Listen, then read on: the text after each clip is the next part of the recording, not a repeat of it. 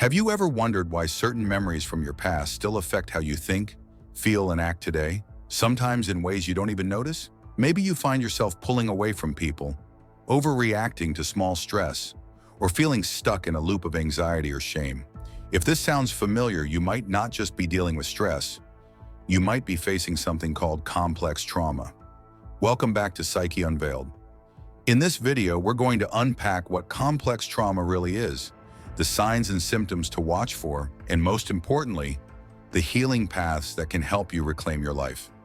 Stay with me until the end, because we'll also cover practical tools you can start using right now to begin your recovery journey. Let's start with the basics. When most people hear the word trauma, they think of a single event, like an accident, a natural disaster, or a violent attack. This is often called acute trauma, or sometimes just regular PTSD. But complex trauma is different. It isn't usually about one event. It's about repeated exposure to distressing situations over a long period of time. Examples include growing up in a household where you never felt safe, experiencing ongoing neglect or abuse as a child, living with repeated betrayal, bullying, or abandonment, ongoing exposure to war or extreme poverty. In short, complex trauma comes from many small wounds that pile up over time, not just one big wound. And here's why it matters. While a single traumatic event can cause fear, ongoing trauma often changes the way a person's brain, body, and emotions are wired. That's why people who experience complex trauma sometimes develop CPTSD, or complex post-traumatic stress disorder. So how can you tell if you or someone you care about might be experiencing complex trauma? Let's go over the most common signs and symptoms of complex trauma. 1. Emotional flashbacks. Unlike visual flashbacks in PTSD, emotional flashbacks feel like being pulled into overwhelming emotions, fear, shame, and anger, without always knowing why. 2. Difficulty trusting others. If your early relationships were unsafe, it makes sense your brain learned not to trust. 3. Negative self-image. Many survivors carry deep feelings of guilt, worthlessness, or shame. 4. Relationship struggles. Complex trauma can make intimacy feel dangerous, leading to pushing people away or clinging too tightly. 5.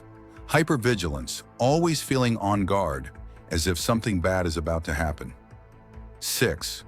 Dissociation, a sense of being detached from yourself, like watching life from outside your body. 7. Trouble regulating emotions. Mood swings, sudden anger, or feeling numb when you'd rather feel connected. 8. Physical symptoms. Chronic pain, sleep issues, and digestive problems can all be tied to unprocessed trauma. It's important to note, not everyone with complex trauma will experience all of these signs, but if several sound familiar, it might be worth exploring further. Here's where it gets fascinating and hopeful. Complex trauma isn't just emotional, it actually reshapes the brain. Studies in psychology and neuroscience show that the amygdala, the fear center of the brain, becomes overactive, making you feel danger even when you're safe. The hippocampus, which helps you tell past from present, can shrink, causing those confusing emotional flashbacks. The prefrontal cortex, which helps with rational decision-making, can go offline under stress, explaining why you might react before you think. But here's the hopeful part. The brain is plastic. That means it can rewire itself. With the right tools, support, and healing paths, people can actually rebuild healthier patterns of thought and emotion. A lot of people wonder, what's the difference between complex trauma and PTSD? PTSD often follows a single life-threatening event. Symptoms may include flashbacks, nightmares, and avoidance. Complex trauma, CPTSD, on the other hand, comes from repeated ongoing trauma, usually starting in childhood. It includes PTSD symptoms, but also adds things like difficulty with relationships, persistent shame, and negative self-beliefs. In other words, complex trauma is like PTSD plus the long-term impact of unsafe relationships. Now that we've looked at what complex trauma is and how it shows up, let's get to the question everyone asks. How do I heal from this? The short answer is, Healing is possible, but it's not about quick fixes. Complex trauma is built over years, sometimes decades, so recovery takes patience, gentleness, and the right tools. Here are some of the most effective healing paths for complex trauma. 1. Therapy that focuses on trauma.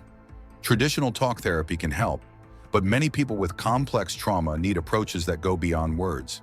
Some of the most effective include EMDR, eye movement desensitization and reprocessing.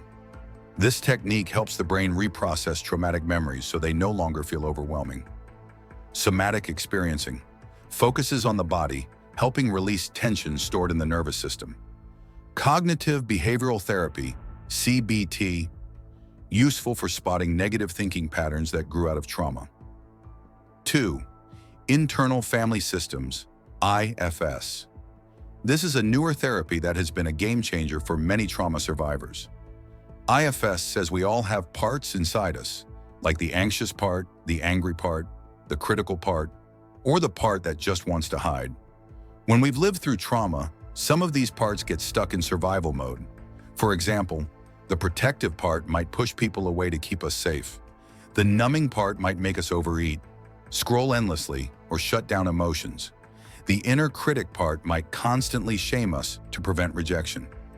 IFS helps us meet these parts with compassion instead of fighting them. The idea is every part is developed to help you survive. They're not bad, they're just stuck in the past. By gently listening to these parts, we can bring them into balance and let our calm, wise self lead. This process often brings huge relief because you stop feeling like you're at war with yourself. 3. Compassionate inquiry. Dr. Gabor Maté, one of the leading voices in trauma healing, teaches that trauma is not what happened to us, but what happened inside us as a result. For example, if a child grows up ignored or criticized, the trauma isn't just the event. It's the deep belief they form. I'm not lovable. His method, called compassionate inquiry, invites people to explore these unconscious beliefs with kindness. Instead of asking, "What's wrong with me?" we ask, "What happened to me?" This shift is powerful. It helps people release shame and see that their survival strategies, whether it's anger, shutting down, or even addiction, were once brilliant adaptations. They were ways of coping with pain. And here's the hope. If those strategies were learned, they can also be unlearned. 4. Building safety and trust. Because complex trauma often comes from unsafe relationships, the foundation of healing is finding safe connections. That could mean a supportive therapist, a trusted friend, a peer support group, or even online communities that focus on trauma recovery. Healing happens in relationships that feel safe, consistent, and accepting. 5. Mind-body practices. Trauma doesn't live only in the mind, it also lives in the body. That's why approaches like mindfulness, meditation, yoga, breath work, and progressive muscle relaxation are powerful tools. They calm the nervous system, reduce hypervigilance, and help people feel at home in their own skin again. 6. Self-compassion and rewriting the story. Many trauma survivors carry deep shame. "It's my fault," or "I'm broken." But healing involves replacing those old messages with self-compassion. "I survived. I adapted. I'm still here." Journaling affirmations or simply practicing kind self-talk can gradually reshape how you see yourself. 7. Practical daily tools. Finally, some everyday habits that support healing include journaling triggers and victories, so progress is visible. Grounding techniques, like naming 5 things you see in the room when anxiety spikes. Creating routines, because predictability builds a sense of safety. Limiting overwhelm, setting boundaries with news, social media, or draining relationships. We need to be mindful of what information or emotions we allow into our lives, as the wrong type can keep us stuck instead of helping. Healing complex trauma isn't about erasing the past. It's about learning to live with it differently. IFS reminds us that all parts of us deserve kindness. Gabor Maté's work reminds us that trauma is adaptation, not weakness. Therapy, safe relationships, and body-based tools give us the structure to grow new patterns. And the truth is, no one path fits all. Healing is about experimenting, trying what resonates, and walking at your own pace. Sometimes people don't realize progress is happening because healing can feel slow. Here are some signs of trauma recovery. You bounce back from triggers more quickly. You can talk about your past without shutting down. You feel more stable in relationships. You notice self-kindness replacing self-criticism. You start to imagine a future that feels possible. These are huge wins, even if they seem small. So why spend time learning about complex trauma? Because it doesn't just affect individuals, it affects families, communities, and even workplaces. When we understand trauma, we stop labeling people as lazy, cold, or too sensitive. Instead, we see the truth. These are survival strategies created by a brain doing its best under hard conditions. And the more we understand, the more we can create environments that support healing, not shame. So let's bring it all together. Complex trauma isn't about one bad event, it's about repeated pain and fear over time. It shows up in daily life through trust issues, self-doubt, emotional struggles, and physical health problems. But the good news is that healing is possible through therapy, safe relationships, mind-body tools, and self-compassion. If you've recognized yourself in any of this, know this: you are not broken. You are not weak. Your brain and body adapted to survive. And now, with awareness and healing paths, you can move beyond survival and toward a life of connection, balance, and hope. If this video helped you, please hit like, subscribe, and share it with someone who might need it. And let me know in the comments, have you tried any of these tools? What was our experience? Because remember, healing doesn't happen instantly, but through patient and diligent work. Thanks for watching, and we'll see you in the next video.